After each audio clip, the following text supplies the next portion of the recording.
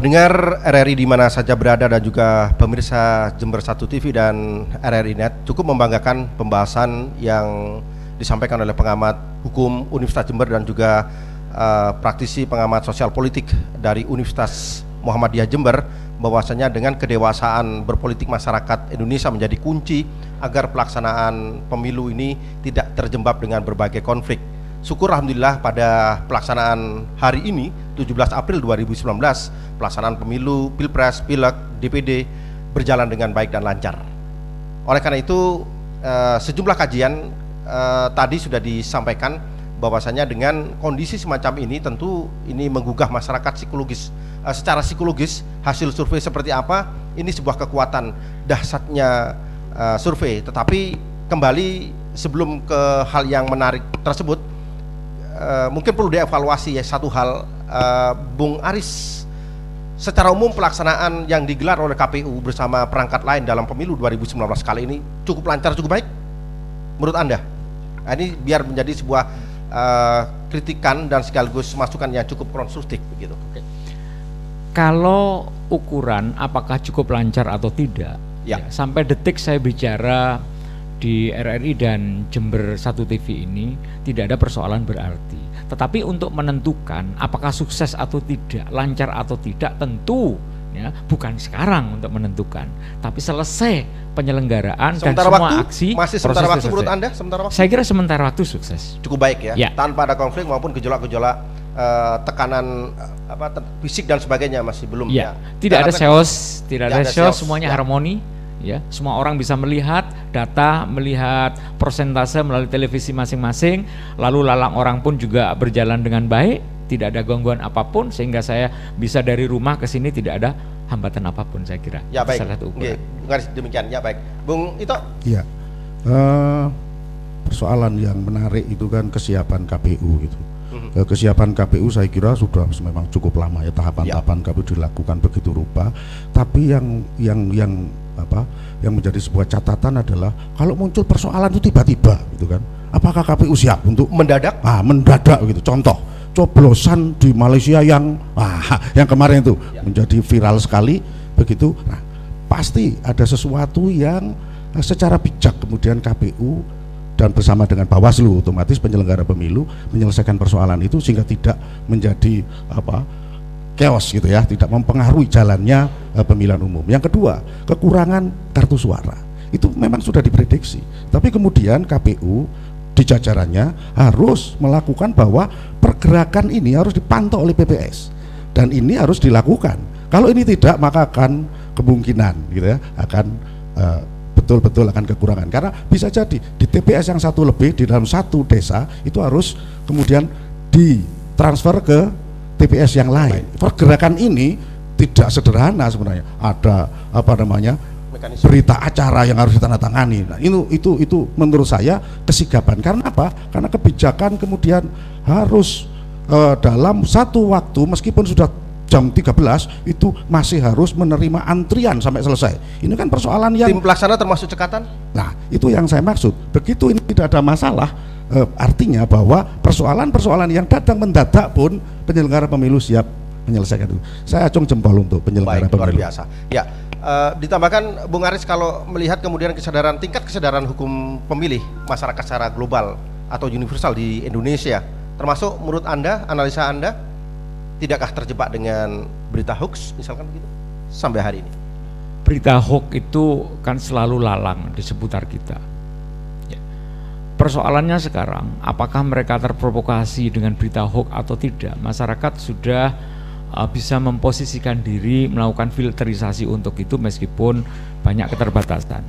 Dengan kata lain, apapun faktor-faktor yang mempersuasif mereka untuk melakukan hal yang tidak benar, salah pilih dan sebagainya, masyarakat sudah mengedepankan rasionya walaupun syarat dengan keterbatasan, tapi progres itu ada untuk menjadi alur penentu, bukan objek dari pemilu. Saya kira itu. Ya, luar biasa. Baik, pendengar dan pemirsa Jember 1 TV dan juga RRI Net di seluruh Indonesia, di kesempatan sore hari ini masyarakat benar-benar dagdikduk untuk bisa menentukan dari hasil survei sehingga bisa dipastikan oleh dua pengamat tadi kondisi arus lalu lintas di Jember khususnya bisa terpengaruh secara signifikan, sehingga jalan-jalan utama di Jember khususnya ruas jalan utama juga ikut sepi melengang.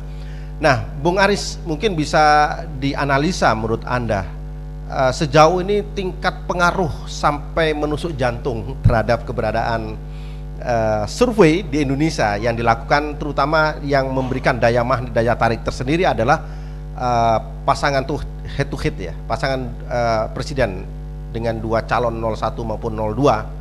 Nah, yang sampai hari ini apakah masyarakat masih terjuju dan juga tertumpu fokus dengan hasil survei itu, atau seperti apa ini terhadap kedahsyatan survei, hasil survei yang digelar oleh sejumlah lembaga survei di Indonesia? Survei itu indikator dahsyatnya media, membentuk opini sehingga masyarakat semakin percaya diri atas afiliasi pilihannya sesuai dengan keyakinannya. Tapi jangan lupa, tahun 2016 ada peristiwa unpredictable yang di luar dugaan pada saat Pilpres di Amerika. Pada saat masa kampanye, Hillary Clinton itu selalu leading dibanding dengan Donald Trump, ya, karena survei menunjukkan kuantitas untuk Hillary sedemikian leading. Namun tidak disadari oleh lembaga survei di Amerika, mungkin juga di Indonesia, mungkin juga belum diketahui oleh masyarakat kita, bahwa ada silent voters, undecided voters. Jadi suara pemilih yang memang disembunyikan, dan itu tidak terdetek oleh lembaga survei. Kalau kuantitas survei sekarang misalnya selisihnya adalah 10%, kita patut bertanya 10% ini kemana? Karena belum total kita melakukan rekapitulasi. Bisa saja 10% itu paruh paslon 1, paslon 2, atau 10% cenderung mayoritas ke paslon 1, atau tidak menutup kemungkinan ke paslon 2. Kalau ini terjadi, bagaimana reaksi publik? Hemat saya, masyarakat harus menerima akan hal itu. Jadi otomatis terhadap keberadaan survei yang digelar oleh sejumlah lembaga survei di Indonesia sangat berpengaruh secara signifikan terhadap psikologi masyarakat. Kemudian ada advice untuk Anda agar masyarakat lebih melihat pada lembaga hasil survei, atau nanti masih menunggu hasil KPU yang lebih legitimate? Oke. Saya orang hukum, konstruksi berpikir saya adalah normatif. Ya. Kalau masyarakat melihat persentase yang increase ya pada saat pada saat running persentase di media TV yang ada, saya kira sah-sah saja kita ikuti. Tapi jangan lupa bahwa keputusan yang absah, keputusan yang legal menurut hukum adalah keputusan final hasil rekapitulasi dari KPU. Itu sebagai indikator yang harus kita pegang sebagai tolok ukur. Baik, luar biasa ajakan Pak Dokter Ito. Kalau melihat semacam itu, kira-kira Anda juga berharap hal yang sama? Mas Aris tadi bilang di Amerika suara yang silent, silent voter. Kalau di Indonesia, saya mungkin lebih cocok dengan floating mass gitu ya, massa mengambang. Yang ini yang kemudian diroyok oleh kedua pasangan gitu ya, diroyok, dan itu sangat terlihat ngeroyoknya. Menjadi perebutan ini. Jadi perebutan, terutama floating mass sekarang itu kan ada di masa pemilih pemula gitu ya, dan pemilih yang milenial gitu. Ini yang kemudian banyak terpresentasi di kampanye itu ya, dengan goyangan-goyangan dan lain-lain. Itu menunjukkan anak saya yang kelas 4 SD itu ikut bergoyang juga. Nah, melihat dari itu, masyarakat tahu bahwa tidak akan terkejut menurut saya, karena tahu itu yang akan dikeroyok gitu ya. Itu satu. Terus yang kedua, ada juga karena partai politik itu ada partai politik yang kemudian mempunyai massa yang tidak bisa diganggu gugat. Saya tahunya sejak dulu bentuk sosialisasinya itu sudah mulai lahir, dia itu wis banteng itu misalnya gitu. Begitu lahir wis itu gambarnya Gus Dur itu sudah ada di sana gitu, misalnya gitu. Artinya dia adalah massa yang sangat minded gitu ya di partai-partai itu. Dan itu pemilih yang tidak bisa diotak-atik. Pemilih yang sudah tidak bisa diotak-atik, dan itu Pak Sanjoko itu ada di 01 nasionalis, kemudian Islam tradisional ada di situ. Jadi orang menjadi tidak kaget lagi kalau apalagi ditambah beliau adalah incumbent gitu. Ini sesuatu yang tidak membuat masyarakat pemilih jadi kaget, loh kok begini? Iya karena begitu kan gitu. Iya. Nah ini yang saya katakan bahwa itu semua sangat normatif. Strategi yang digunakan adalah strategi yang kemudian bagaimana mempertahankan kekuasaan konservatif. Jadi kalau ini nanti hasil survei yang kalau betul di titik akhir bahwa 01 lebih unggul seperti hasil quick count saat ini, maka kemudian bahwa strategi konservatif lebih menang daripada strategi bagaimana merebut.